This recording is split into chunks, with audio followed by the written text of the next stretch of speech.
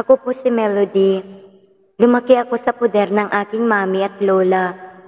Sabi nila, nasa Saudi daw ang daddy ko nagtatrabaho. Pero simula nung bata pa ako, ay wala akong matandaan sa kanya. Kahit picture, wala. Hanggang ngayon, tinatago pa rin ni mami sa akin. Pero kung ano man ang dahilan niya, hinayaan ko na lang. Hindi naman sila nagkulang sa pagpapalaki sa akin. Lahat ng luho ko ay naibibigay naman nila at ramdam kong mahal na mahal ako ni mami. Halos ginawa niyang umagang gabi para sa akin. May negosyo si mami at siya lang ang nagmamanage nito. Kahit gusto kong tumulong sa kanya, ang laging sagot nito ay dapat daw mag-focus na lang muna ako sa aking pag-aaral at wag munang makikipagjowa. Siyempre, dahil sa masunurin ako, nag-aral ako ng mabuti. At dahil sa wala ako sa tamang edad, ay never pa akong nagalaw. Pero ang hindi ko maintindihan, ay mas naa-attract ako sa may edad. Ang gusto ko ay yung parang kaedad ni mami. Kasi feeling ko, mas seryoso ang mga ganoong edad sa relasyon.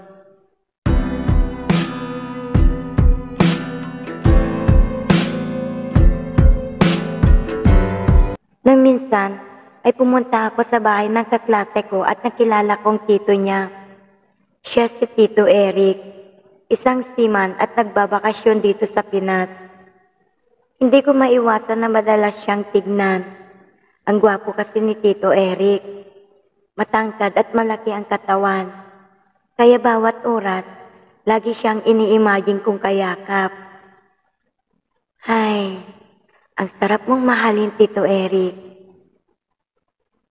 Yun ang lagi kong iniisip, kaya lagi akong ganado sa araw-araw.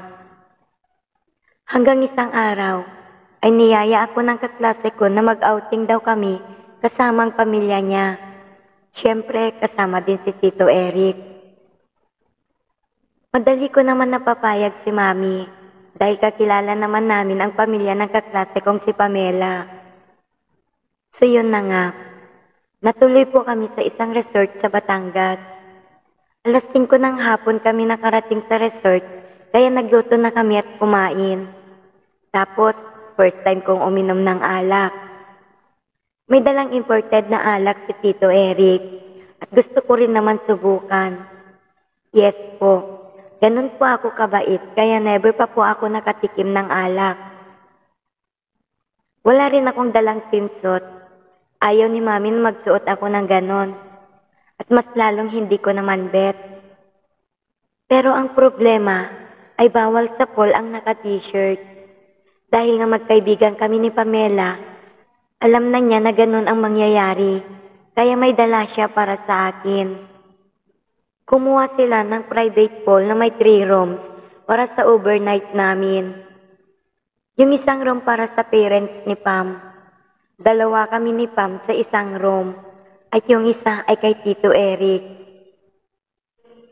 Pagkatapos kumain ay nagsimula na ang tagayan. Ang saya, grabe.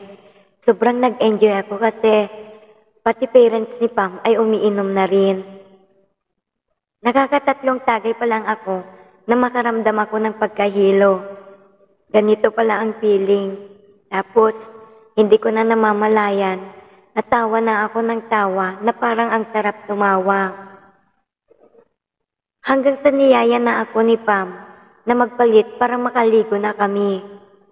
Oo nga, kanina ko pang gustong maligo. Hindi ko na namalayan na naisuot ko na ang bikini na walang reklamo. Paglabas namin sa shower room ay naupo na ako sa gilid ng pool. Habang si Pam ay nauna nang lumusong sa tubig. Binabasa niya ako katulad ng parang bata. Maya't maya pa, lumusong na rin ako. Hanggang sa tinawag na kami ni Tito Eric para sa isang tagay. Agad naman kami umahon. Nang papalapit na kami sa cottage, ay tumigil sila sa kanilang tawanan at nakatitig na sila sa amin ni Pam. Ang sabi pa ni Tita, ang bilis ng panahon, no? Dati para lang kayong walang bait na tuta. Ngayon, kahit dragon o usok sa lindog nyo. Nagkatinginan kami ni Pam at nagtawanan. Uminom pa kami, pero nakita kong lasing na sila tito at tita. Kaya inakay na sila ni Tito Eric sa silid nila. Si Pam naman ay hindi na maimulat ang mata dahil sa hilo. Kaya inalalayan ko siya papasok sa silid namin. Sabi ni Tito Eric, pwede daw kami tumagay kahit kami lang dalawa. Kwentuhan lang naman daw. So, pumayag naman ako dahil nga crush ko nga siya. Masarap kausap si Tito Eric dahil napapatawa niya ako. Hanggang sa niyaya niya akong maligo. Inalalayan niya ako. Nung nasa bandang leeg ng tubig, ay niyapos niya ako sa likod. Pwede pa yakap, Melody? Nakayakap ka na, Tito saka ka pa magpapaalam. Sabi ko na nakaramdam ako ng kaba sa mga oras na iyon. Gustong gusto ko ang yakap niya. Habang nasa pool kami, ay niyaya ako ni Tito sa silid nito. Nagdadalawang isip pa ako dahil takot ako sa maaring mangyari sa amin. Ako ang bahala sa iyo, Melody. Magugustuhan mong gagawin natin. Bulong pa nito. Pero Tito, baka ano po? Nahihiya akong sagot. Kahit may pagtutol sa isip ko, ay hindi ko ramdam na nagliliyab ng katawan ko. Basta, hindi ko maipaliwanag. Siguro, dahil sa nakainom ako at siluna sa mga oras na magkasama kami. Agad naman ako napapayag ni Tito. Nagtungo kami sa loob ng silid nito. Pagkasara ng pinto, agad na niya akong niyapos. Nakaramdam ako ng kakaibang kiliti. Hindi ko alam ang gagawin dahil ngayon ko lang naranasan ito. Pumalag ako dahil alam ko na ang susunod na mangyayari. Hindi ko na rin napigilan ang sumunod na nangyari. Bastang alam ko nagkamay lang habang kumakain at hindi ko naramdaman na pinasok ang alaga nito. Ito yatang sinasabi ni Tito na masisiyahan ako sa gagawin niya. Manghang-mangha ako nang makita ko ang alaga nito at nilalaro sa harapan ko. Doon lang ako natauhan nang makita kong na siya sa mga sandaling iyon. Pagkatapos mailabas si Tito Eric ang sama ng loob nito, ay pinayagan na niya akong lumabas. Pagpasok ko sa silid namin ng kaibigan kong si Pamela, ay nahiga na ako at nakatulugan ko ang pag-iisip sa ginawa namin ni Tito Eric kanina.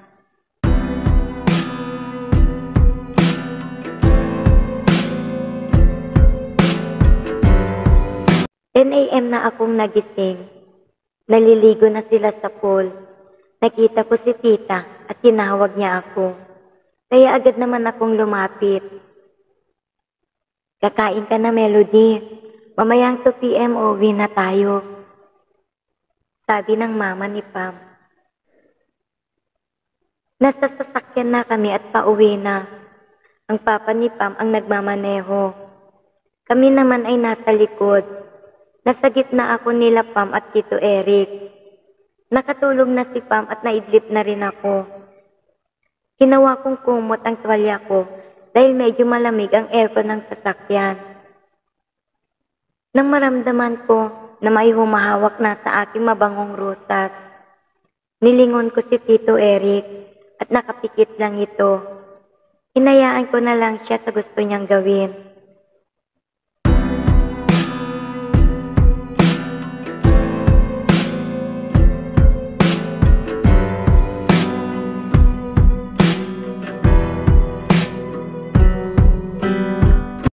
Pagkababa ko sa sasakyan ay nagtaka ako dahil sarado ang pinto. At sa tingin ko ay wala ding tao sa loob. Nakita ko na nagmamadaling lumapit ang isa sa mga kapitbahay namin. Ang sabi niya sa akin ay puntahan ko daw ang mami ko dahil isinugod siya sa bahay pagamutan at halos kakaalis lang daw nila. Kaya naman nagmamadali na akong umalis.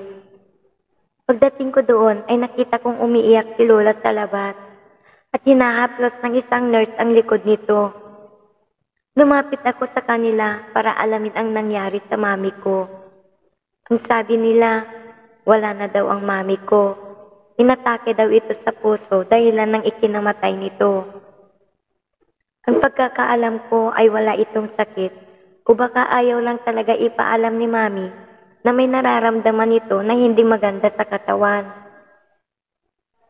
Halos tumuho ang mundo ko nang malaman ko na wala na ang nag-iisang taong unang tumanggap sa akin simula noong magkamalay ako sa mundong ito. Tanging si mami lamang ang pinakamahalagang tao na meron ako ngayon. Niyakap ko ang walang malay na katawan ng aking ina at pilit ko itong ginigising at nagbabaka sakaling magising ito. Ang hiling ko sa mga oras na yon ay magising ako sa napakasamang panaginip. Isang realidad sa buhay ko ang hindi kayang tanggapin ng isip at puso ko. Halos gabi-gabi ay hindi ko mapigilang umiyak. Lagi ko namimiss ang aking ina.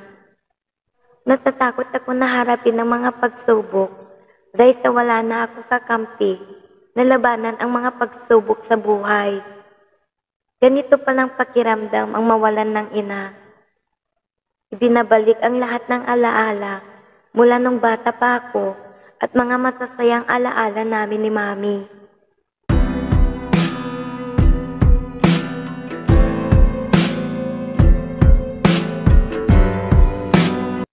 Isang hindi pamilyar na mukha ang lumapit sa akin habang nakaupo ako sa tabi ng aking ina. Kumusta ka na? Sabi nito. Tinignan ko siya at tumingin sa kamay na nakalahad sa aking harapan. Sa totoo lang, hindi ko alam kung bakit hindi ko magawang ngumiti sa mga sandaling iyon. Hindi ko pa rin matanggap dahil sa huling pagkakataon ay hindi ko nakausap ang aking ina. Tinawag ako ni Lola at kinausap. Pinakilala niya kung sino ang lalaking lumapit sa akin. Yun daw ang aking ama. Napatingin ako sa lalaking nakatingin din sa amin sa hindi kalayuan. Dahil sa nalaman ko, umiwas ako at pumunta sa silid ng aking mami at doon nang umiyak. Maraming katanungan sa aking isipan ang gumugulo hanggang sa may nabukas ng pinto. Anak, bakit ka pa bumalik? Sabi ko. Mahabang kwento, anak. Pwede ba tayong mag-usap? Pahingi nito ng permiso. Naupo siya sa tabi ko at nagsimula ng magkwento. 19 lang daw siya noong mabuntis niya ang mami ko.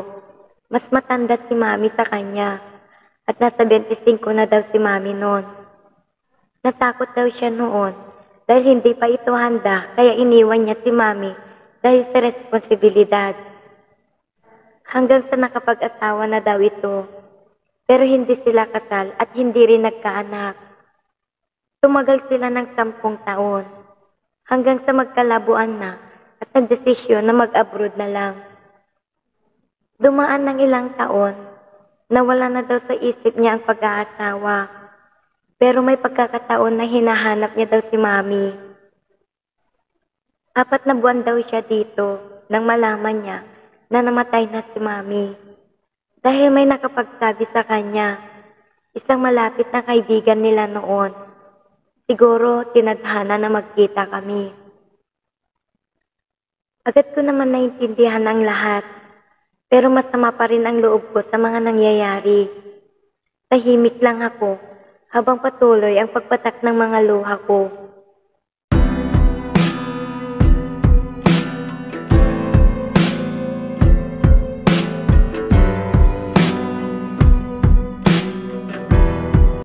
Pagkatapos ng libing, Nagpasya si Lola na ibigay ang karapatan ng isang ama sa akin para na rin makapag-aral ako. Dumaan ang araw na kasama ko si Daddy sa bahay niya. Masaya ako dahil pinadama niya sa akin ang pagiging isang ama. Kaya lang minsan, naninibago ako kay Daddy. Kasi madalas maiksi ang salawal lang ang gamit nito sa loob ng bahay, na dati hindi naman siya ganon. Hindi na rin siya bumalik sa abroad. Nagpatayo na lang siya ng isang laundry shop. Malakas naman ang kita ng negosyo namin. Nung minsan, paglabas ko galing sa palikuran ay nadatnan ko siya sa sala. Nakahiga siya at bakat ang turi nito, kaya nagsitayuan ang mga balahibo ko. May naalala ako noon, pero never pang napasukan. Hanggang kamay lang at pinagsawa ang limudin ni Tito Eric nung nasa resort kami. Halatang mas bata si Daddy kumpara kay Tito Eric. Lunes, Miyerkules at Biyernes kasi kung mag-gym siya, kaya puro muscles ang katawan. Hindi ko mapigilan ang magliyab, kaya pumunta na lang ako sa silid ko para magpapawis.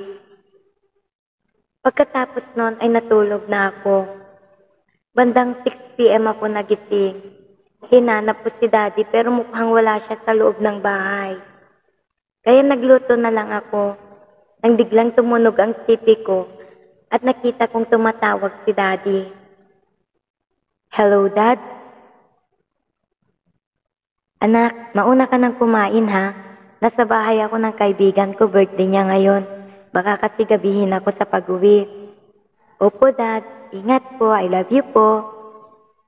Bye, Nak. I love you din. Pagkatapos kong kumain ay nagligpit na ako para makatulog ng maaga.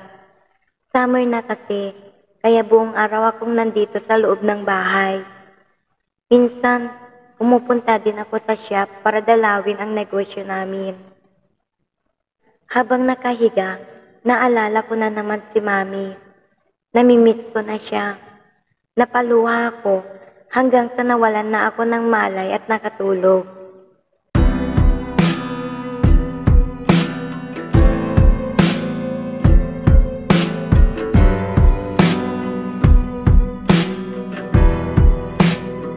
May naramdaman akong ingay sa labas, kaya dali-dali kong binuksan ang pinto para tignan kung sino ang mga dumating. Si Daddy pala, lasing na lasing, kasamang mga kaibigan niya na ngayon ko lang nakita. Dad, okay lang po kayo? Sambit ko pagbukas ko ng pinto. O pre, tawag ka ng asawa mo. Bilib na sambit ng kaibigan niya. Nahalatang lasing na rin. Maya't maya pa, bumaba ang isang kasamahan nila. Estiso ito at matangkad. Siya na ang umalalay kay Daddy at ipinasok sa loob hanggang sa silid nito. Salamat po, kuya. Ikaw nang bahala sa Daddy mo, ha? Pasensya na't napasobra sa pag-inom. Sige po, ako na pong bahala sa Daddy ko. Nagpaalam na ito at hinatid ko naman hanggang sa labas ng gate. Dumiretso na ako sa kwarto ko at nagsimula ng huliin ang antok ko.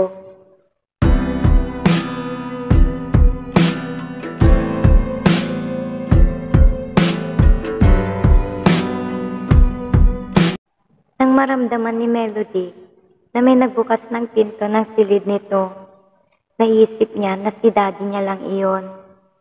Maya't maya pa, naramdaman niya na lang na may gumagalaw sa higaan nito. Hinawin nito ang kumot na siyang bumabalot sa buo niyang pagkatao. Nakiramdam pa siya at doon ay hindi nga nagkamali.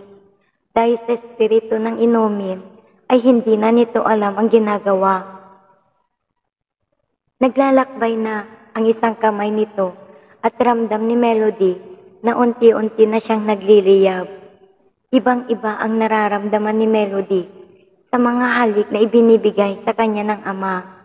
na kahit kay Tito Eric niya ay hindi niya naramdaman iyon noong nagkasama sila, na tila ba handang-handa siyang isuko ang kanyang pagkabirhen sa kanyang kinikilalang ama. Hinubad ng lalaki ang damit nito at tuluyan na nitong natanggal ang kanyang panloob. Hindi ito nagdalawang isip na sunggaban ang biyayang nasa harapan. Sa bawat hagod at haplos na ginagawa ng lalaki, tila napapaso ang katawan ni Melody. Palalim na ng palalim ang mga halik nito, mapusok at mapang-angkin. Mula sa mga labi niya ay dumako ang labi ng lalaki patungo sa puno ng kanyang tenga. At doon ay para na siyang dinaanan ng libo-libong voltahe, kasabay ng pagtindig ng kanyang mga balahibo. Kapwa sila nasasabik sa isa't isa at hindi na nga makapaghintay pa sa sandaling iyon. Tila ba nagkakaunawaan na ang kanilang mga mata. At noon nga ay dahan-dahan siyang inangkin ng lalaki. Pero kahit na mabagal ang ginawa nitong pag-angkin sa kanya, ay namutawi pa din sa kanyang muka ang kirot na nararamdaman. "Birhen ka?" tanong ng lalaki. Dahan-dahan namang tumango si Melody habang nakapikit ang mga mata at tinitiis ang sakit na pag-angkin sa kanya. Nang malaman ng lalaki na siya ay birhen, ay mas lalo nitong inangatan ang paggalaw. Hanggang sa unti-unting nawawalan ng sakit at napalitan ng hindi maipaliwanag na pakiramdam. Hindi alam ni Melody kung paano niya na kayang isoko ang kanyang sarili sa lalaking ito. Naisuko niya ang sarili sa kanyang ama kaysa kay Tito Eric niya na nakasama niya sa buong magdamag nung nasa resort sila. Nang matapos sila, ay humiga ang lalaki sa tabi niya at isiniksik naman niya ang kanyang ulo sa dibdib nito. Yumakap siya dito at napangiti ang lalaki. Niyakap din siya ng mas mahigpit. Hindi na niya matandaan kung nakailang ulit pa sila sa buong magdamag dahil paggising nito ay sobrang sakit na ang kanyang katawan. Pagtayo nito ay may nakita siyang pulang marka sa kanilang kama. Naisip na lang niya na wala ng kanyang pinakaingat-ingatan at tuluyan nang naialay sa kanyang ama. Hindi naman nagsisi si Melody dahil kagustuhan naman din niya iyon. Sa totoo lang, mahusay ang lalaki, kaya naman hindi nito natanggihan pa. Natapos ang nangyari sa gabing iyon at nagpaalam ng daddy nito at hinalikan sa noo. Sabay sabing, "Good night, baby ko."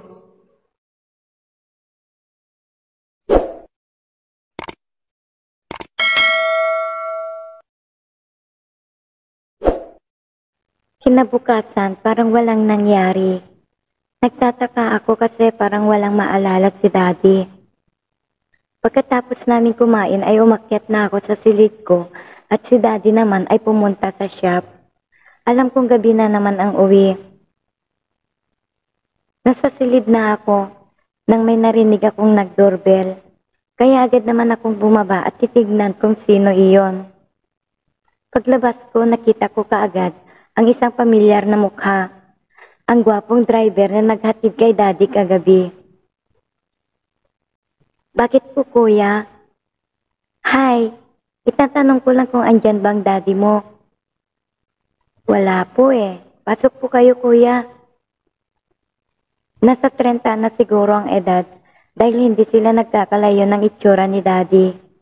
Mestizo siya at malaki din ang pangangatawan. Pagpasok niya ay nagtimpla kaagad ako ng pineapple juice at kumuha na din ng burger para sa amin. Nakita kong balisa ito at hindi makatingin ng diretsyo. "Kuya, okay ka lang po ba? Kung gusto niyo po, hintayin niyo na lang si daddy. Tatawagan ko po siya at sasabihin na andito po kayo." "Ganun ba? Ano nga palang pangalan mo? Wala kasi nabanggit ang daddy mo sa akin na may anak na siya." Melody po. Tumabi ako sa kanya para makipag-usap ng maayos dahil alam ko naman na iyon din ang gusto niya. Kuya, gusto mo bang manood ng movie? Sige, horror kung meron. Tumayo ako para buksan ang TV. Ngunit, nung nasa kalagitnaan na kami ng aming pinapanood, ay bigla na lang akong nagulat kaya mas napalapit ako sa kanya.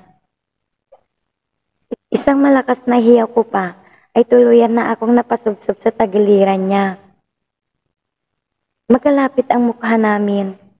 Natauhan ako dahil ang kamay nito ay nasa bewang ko na. Nagkatinginan kami sa mga sandaling iyon. Walang sabi-sabi ay agad niya akong hinalikan. Napasinghap na lang ako sa ginawa niya. Hindi ko na namalayan na natangay na ako sa halik ni Kuya. Napansin ko na lang na pareho na kaming walang saplot sa katawan. Pinahiga niya ako at umibabaw na. Napapikit na lang ako nang bigla niyang tinutok ang napakalaking alaga nito. Dahil sa gulat ay napaungol na lang ako ng mahina. Pilit kong kinayat sinalubong ang galit na galit nitong patula at muli ko na naman naisuko ang aking bataan. Gusto ko yung pakiramdam na ganito, lalo na't sinasambit nito ng paulit-ulit ang pangalan kong Melody habang nakapikit.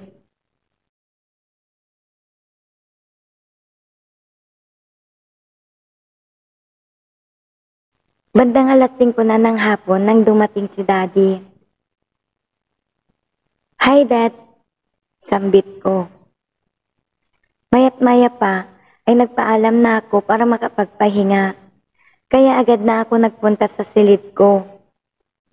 Nahiga muna ako at binuhay ang TV nang biglang bumukas ang pinto. Lumapit sa akin si Daddy at alam ko na ang nais nito.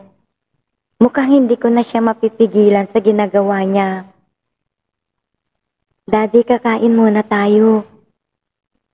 Mamaya na, sabi nito. Pinagpatuloy nito ang pagkain at para akong dinaing na isda sa harapan niya. Nakita ko ang saya sa mukha ni Daddy nang makarating na siya sa pinakadulo ng lupa.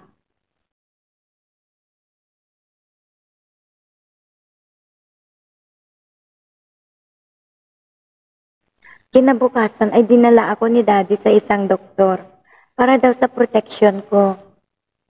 Pagdating namin ni Daddy sa bahay ay umakyat muna ako sa silid ko para makapagpahinga.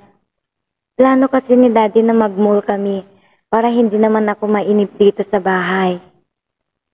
Kahit ganitong buhay ang meron ako, hindi ko na magawang magreklamo.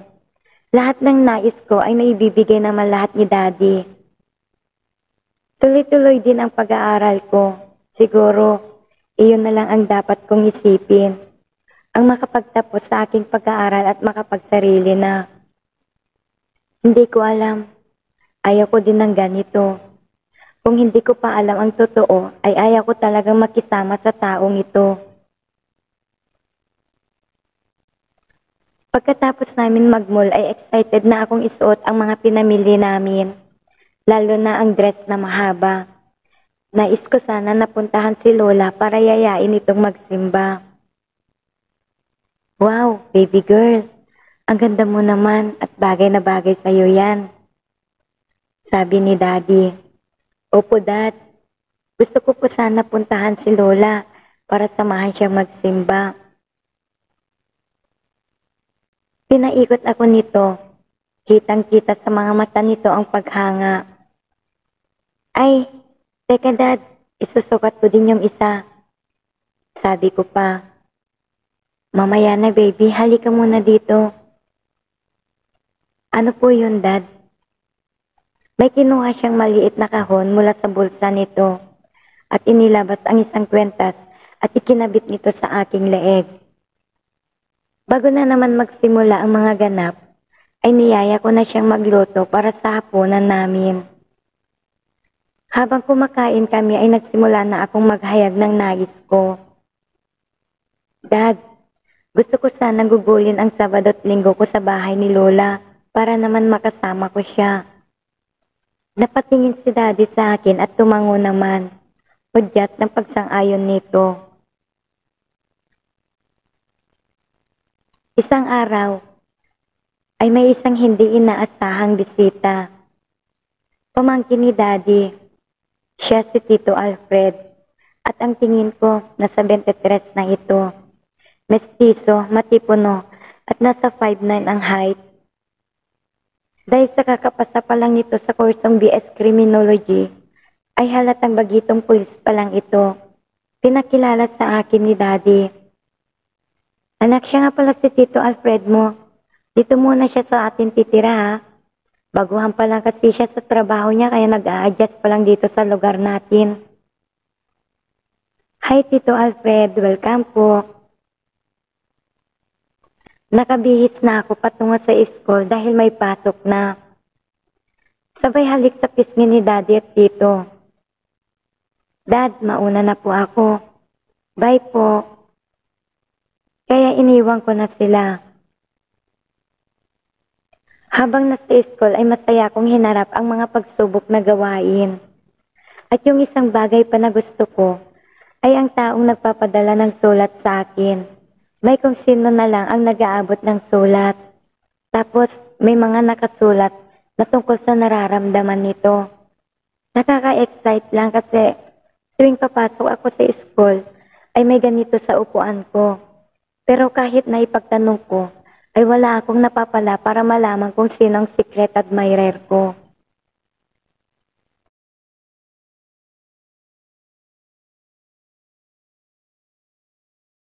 Pagdating ko galing sa school, ay agad akong pumasok sa aking silid para makapagpalit ng damit at makapagluto na rin ng makakain namin.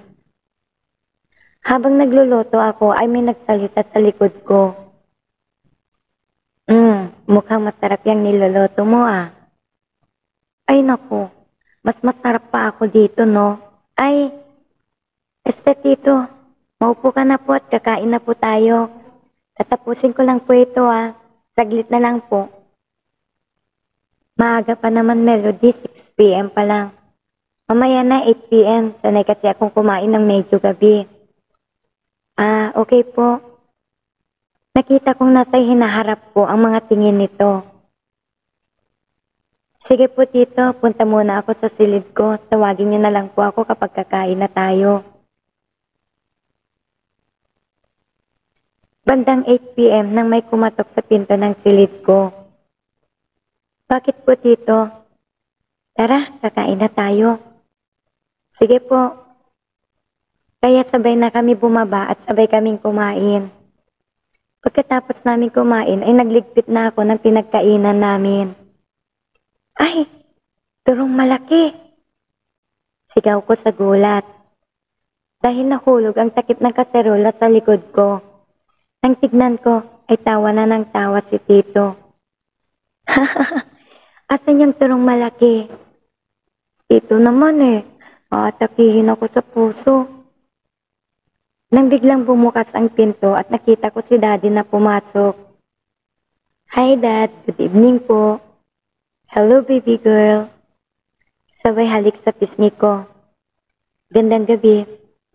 Sabi naman ni Tito Alfred. Oh, good evening. Kumain na kayo?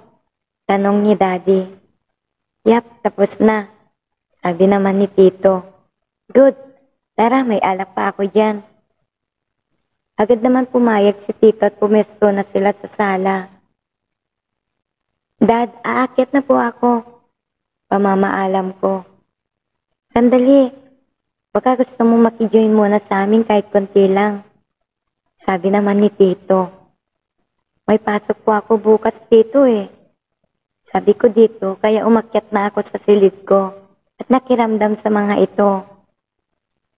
Nakinig ako sa usapan ng mga ito. Hindi ako pamilyar sa mga taong pinag-uusapan nila. Maya't maya pa, naubos ang alak nila. Kaya nagpaalam si Daddy na bibili muna. Narinig kong pagbukas ng gate. Lumabas ako para masigurado kung sino ang lumabas. Umalis na siya kaya nagkwentuhan muna kami ni Tito. Tinanong niya kung may syuta na daw ba ako. Sabi ko wala pa sa isip ko. Good, aral muna, sabi nito. Pero ang mga mata niya ay nasa pikyel. Alam ko kung saan ang tagos ng mga mata nito. Nagpaalam ako at magluluto muna ng pulutan nila. Sa hindi hinaasahan ay pinagpapawisan ako. Hindi ko alam kung bakit. Kung ano-ano ang pumapasok sa isip ko tuwing nakikita ko ang mapuputing ngipin nito at mga matang naniningkit ay napapahanga ako dito. Tapos ang tindig pa nito na parang artistahin. Gusto ko pang kausapin si Tito Alfred. Mukhang okay naman yata kay Daddy iyon. Kahit naman sino mapapahanga talaga kung ganito kagwapo ang kausap mo. Nakakalipad ng isip. Nadatnan kami ni Daddy na nagtatawanan. Oh baby, mukhang nagkakaigihan na kayo ng tito mo ah. Yes Dad, palatawa pala si Tito. Ay siya, magpahinga ka na baby, may pasok ka pa bukas. Opo Dad, good night po sa inyo. Pagkaakyat ko ay hindi ko na halos marinig ang pinag-uusapan nila. Hanggang sa makatulog na ako.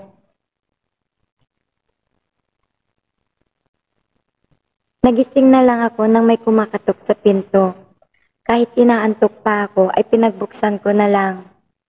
Si Tito Alfred pala. Bakit Tito? Ang daddy mo nakatulog sa upuan. Kaya tinulungan ko siyang maalalayan si Daddy at maiayos sa silid nito. Pagkatapos ay lumabas na kami para makapagpahinga na rin. At magpapasok na ako sa silid ko nang bigla niya akong pinigilan. Hinalikan niya ako sa pisngi at nagwika ito ng, "Good night baby girl." Kahit nasa silid na ako ay hawak ko pa rin ang pisngi ko habang nakangiti.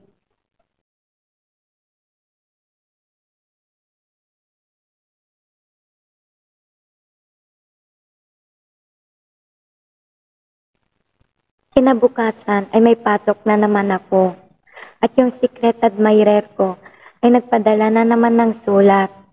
Parang takot ito na mag-absent sa pagpapadala ng sulat sa akin. Naisip ko tuloy, kapag hindi ba ito nagpadala ng sulat sa akin ng isang araw, ay babagsak din ba ito sa klase? Napapangisi ako sa kakaisip dahil sa natutuwa ako sa pinaggagawa niya, lalo na kapag naaalala ko si Tito Alfred. Hanggang sa makahalata ng mga kaibigan ko sa school, na sina Chel at Gina. Kaya sinabi ko ang tungkol kay Tito Alfred. Kaya naging interesado rin ang mga ito at nais pa na puntahan nila sa bahay. Sabi pa ng mga ito ay may project daw kami, kaya kailangan na grupo daw ang paggawa. Wala naman akong maalala na meron kaming group project, mga baliw ang mga ito. Kaya hinayaan ko na lang sila. Napagsabihan pa ako ng madamot.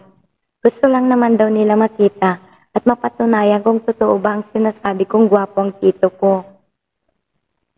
Pagkatapos ng klase ko, ay agad naman akong umuwi. Dahil sa wala akong pasok kinabukasan, ay excited ako na makita si Lola. 2 araw ako doon. Naisip ko kung ano ang pwede kong gawin kapag andun ako sa bahay ni Lola. Siguro yayayain ko na lang ang mga kaibigan ko doon at mamamasyal sa dati naming pasyalan. Minsan, naiisip ko din sila, lalo na ang matalik kong kaibigan.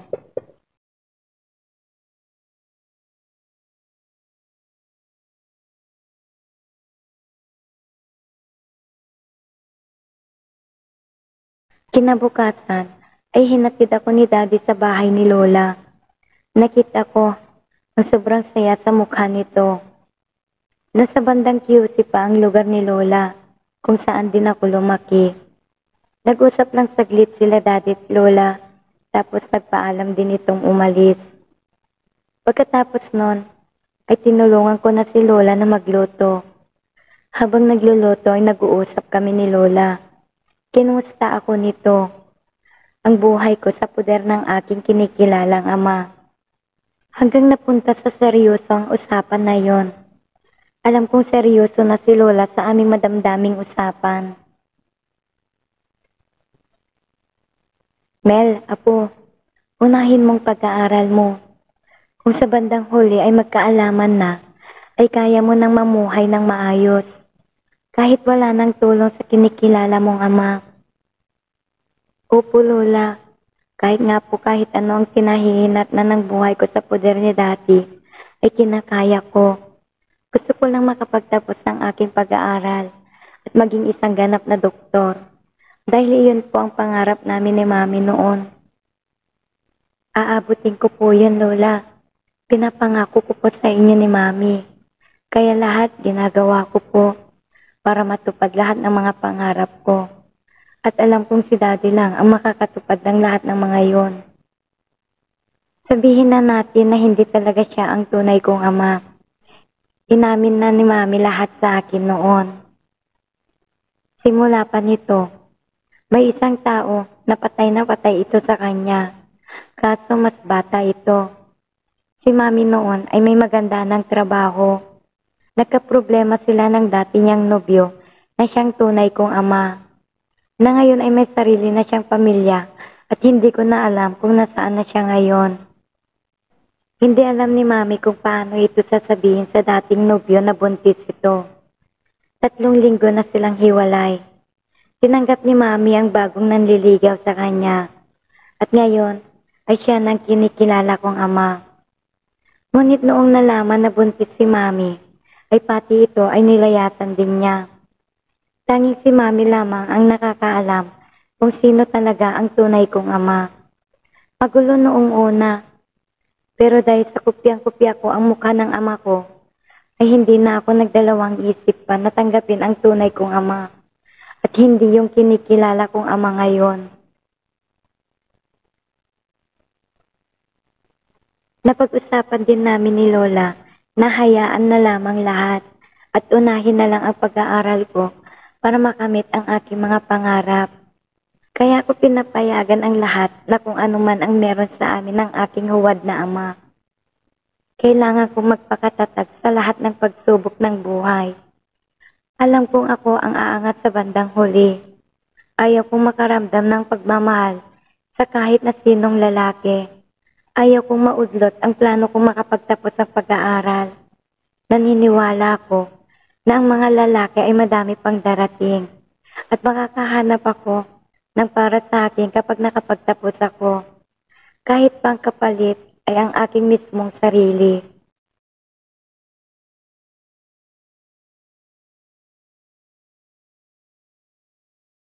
Pagkatapos namin magluto ay kumain na kami habang nag-uusap. Naikwento ko lahat kay Lola, pati ang kay tungkol kay Tito Alfred. At sa tingin ko ay may lihim na gusto sa akin. Pero sorry siya, Lola. Lahat ng iyon ay pagkukunwari lang. Sabi ko pa sa kausap ko. Pagkatapos namin kumain ni Lola, ay nagtungo na kami sa bakuran nito. At doon ay inasikaso nito ang mga tanim na gulay na siyang pangunahing kinukuhanan nito ng ibang pagkain. Masipag si Lola na kahit nasa edad na ito na 60 ay malakas pa ito. At naaasikaso pa niya ang bahay at mga tanim nito. Kaso, maagang binawian ng buhay ang lolo ko. Kaya hindi na nasundan si Mami. Hindi na rin nag-asawa si Lola dahil hindi rin maganda ang buhay niya sa nasira nitong asawa. Mapanakit ang aking lolo noon at karaniwan na rin ang pambababae nito.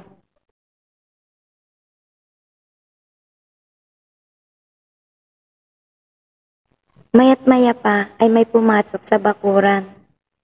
Ang 2 kong pinsan na sina Lena at RR. Ang 2 kong pinsan na tanging mga kalaro ko noon. Pero dahil sa hindi ako pinapalabas ni Mami noon, ay ngayon lang kami ulit nagkita. Malalaki na ang mga ito at kapwang nag-aaral na rin.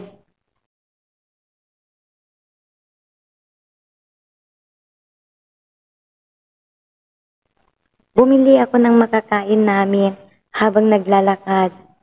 Hanggang sa makita ni RR ang dati nitong nobya. Pero hindi naman niya ito pinansin. Kaya napabaling ang usapan namin sa kanya. Sabi ni RR, naghiwalay daw sila dahil nahuli niya na may ibang kasama ang nobya nito. Tapos ang masakit pa ay sinabi ng babae sa kanya na hindi daw ito magaling at wala siyang kapera-pera. At ang tanging kagapuhan lamang ang meron siya. Tawanan kami dahil sa sinabi niyang iyon. Kinantyawan siya ni Elena.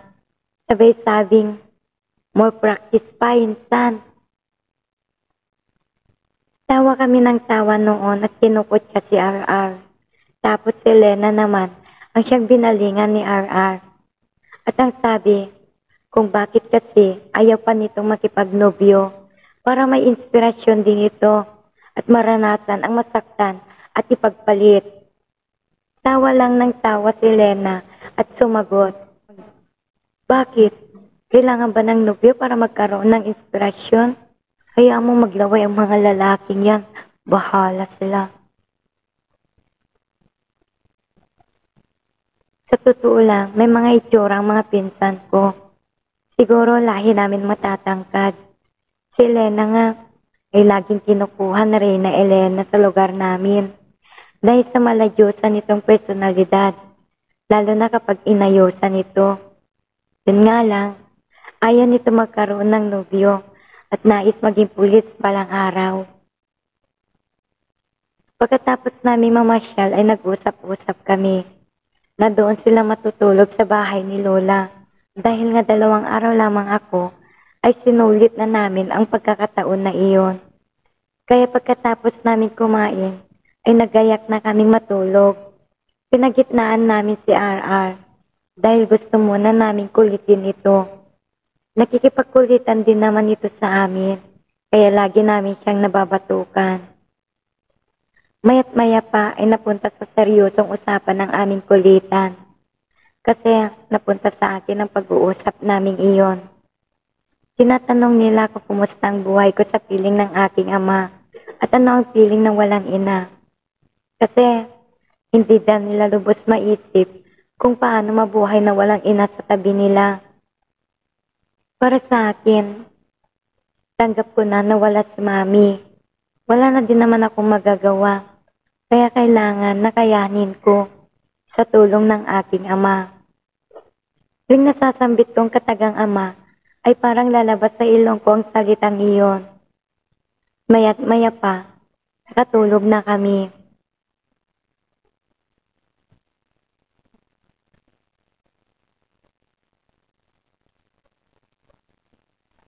Madaling araw na, nang may kung ano akong naramdaman. Kakaibang paggalaw ng isang bahagi sa aking katabi. Alam ko na kung sino iyon at kung ano iyon. Kaya mas minabuti ko na magtulog-tulugan. Alam ko na ang pwedeng mangyari. Nagdadalawang isip man, pero nagpaubaya pa rin ako. Sa maiksing oras, ay naganap ang isang bagay na hindi ko alam kung tama. Subalit naisip ko na lang na panaginip na lamang iyon. Kinabukasan ay balik na uli sa realidad ng buhay. Paggising namin ay umasta ako na parang walang nangyari. Tuloy ang masayang pag-uusap naming tatlo at namasyal sa mga lugar na galaan namin noong mga maliliit pa kami. At ang pinakapaborito namin ay ang ilog na malapit lang sa bahay ni Lola. Maganda pa rin ang lugar na iyon at mas lumapad pang ilog dahil na rin siguro sa mga bagyong dumaan at baha.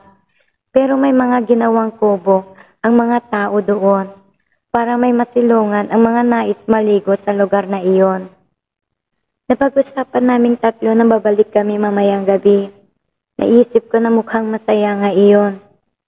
Pagkatapos kong kumain, ay sinundo na ako ng pinsang kong lalaki at sabi ay dadaanan na lang namin ang isa naming pinsan. Dala namin ang mga dapat dadalhin at nagtungo na nga kami sa bahay ng pinsan naming babae. At doon ay natuklasan namin na hindi ito makakasama dahil sa masamang pakiramdam ng inay nito at kailangan niyang alagaan.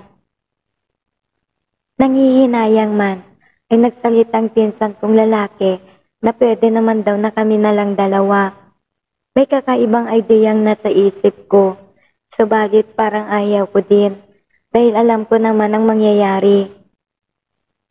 Para hindi mapahiyang pinsan kong lalaki ay pumayag na din ako at sinabing saglit lang kami kasi parang uulan.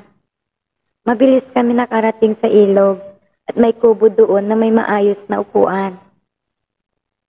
Nagsindi kami ng apoy at naupo sa di kalayuan sa kubo. Mga ilang hakbang lang yun. Nagkwentuhan kami tungkol sa buhay ko nung namatay si Mami. Kung gaano katagal bago ko natanggap. Kung anong ginawa ko para matanggap ang lahat. Mga ganoong usapan namin nang makaramdam kami ng pagpatak ng ulan. At dahil doon ay nagamit namin ang kubong iyon. Nagtatawanan pa kami dahil sa muntik nang mabasa ang mga dala namin. At ang apoy naman na ginawa namin ay namatay dahil sa biglaang pagbuhos ng ulan. Dahil sa may kadiliman, ay tanging flashlight lang ang nagsisilbing ilaw naming dalawa. Plano namin na pagtila ng ulan ay uuwi na kami. Subalit sa mga oras na iyon, ay parang ayaw kami pauwiin ng panahon. Kaya sumiksik kami sa upuan kung saan hindi nababasa ng ulan. Kahit na lumang yero ang ginamit sa bubong, ay nasa ilalim ito ng puno, kaya hindi gaano pumapasok ang ulan. Madilim ang paligid, at naramdaman ko na lang na niyapos ako nito. At ramdam ko ang init ng balat niya, subalit medyo basang damit. Pinakiramdaman ko na lang ang mga gagawin niya. Mabilis ang bawat galaw nito, at doon ko naman sinabayan at ginalingan. Total, kami lang naman dalawang nandoon. At sumabay na rin kami sa ingay ng ulan. Malaki at matigas ang mga braso niya na nakapulupot sa akin. Noong una ay mabilis niya na ilabas ang sama ng loob.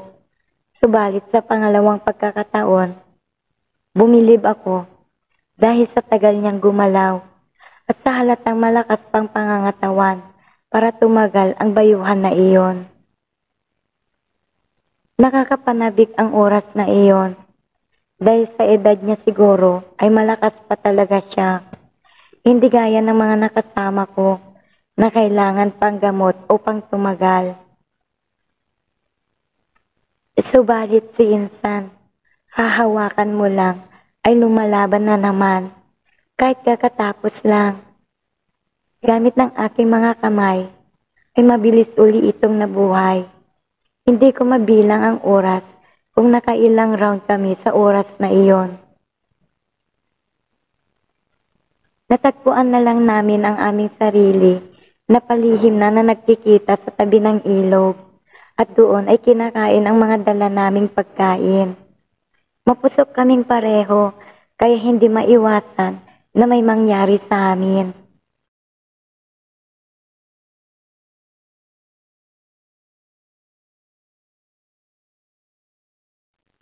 Sinundo na ako ni Daddy dahil may pasok na ako kinabukasan. Hindi ako nakapagpaalam sa aking mga pinsan at mukhang hindi maganda ang timpla ni Daddy.